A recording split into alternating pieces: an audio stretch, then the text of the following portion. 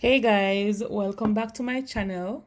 Thank you very much for joining me. I really appreciate the support I'm getting, guys, and I hope you continue to do so. So for this video, I was asked to do one on multiplication of decimal, and I have a few steps here that I hope will help you to better understand this. So the first step I have for you is to multiply the numbers as usual. All right, then the next step, we're going to be count the number of digits that is behind the decimal point.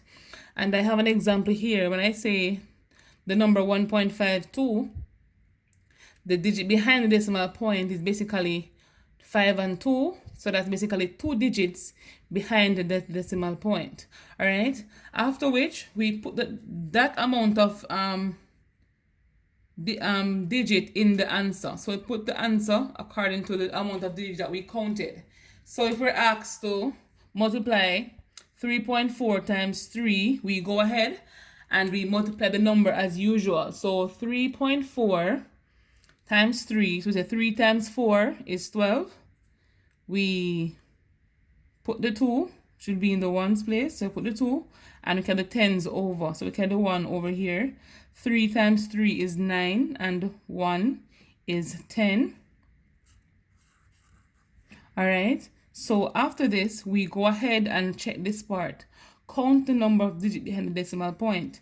And so we only have one number behind the decimal point, and that's 4. So that's one digit. And so in our answer, we'll have the decimal point after the first digit.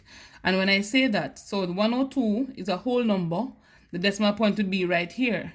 So you don't put a point from this direction, you put it from this direction, from your right to your left. All right. So you focus from the right to the left. So the point will come right here. And so the number is 10.2. All right, guys, let's move on to the next one. So if we're asked to simplify 4.6 times 7, let's go in again. It is similar to the first one. So we write them down. So it's 4.6 times 7. 6 sevens is 42. Leave the ones place, which is 2, and you bring over the tens, which is 4. 4 times 7 is 28. 28 plus 4 is 32. Is 32. So with this number, guys, we have 322 here. We go ahead, examine how many digits is behind the decimal point, and here we get 1. We couldn't say 2 because this 7 here is a whole number. All right, and so it's 1. And in our answer, we come from the right to the left, and so the point will be right here. If we have one saying 3.5 times 4.6, we always advise the students to line up decimal point, and so you can go ahead and do the same thing here. So we multiply the numbers as normal. So it's 6 times 5 is 30. So we had the 0, bring over the tens. So 6 times 3 is 18, 19, 20, 21. 18 plus 3 is 21, so that's 21. We have a 0 for the tens for the ones place. Move on to the tens now. So it's 4 times 5 is 20, so it is 0. Carry 1. 4 times 3 is 12, and 1.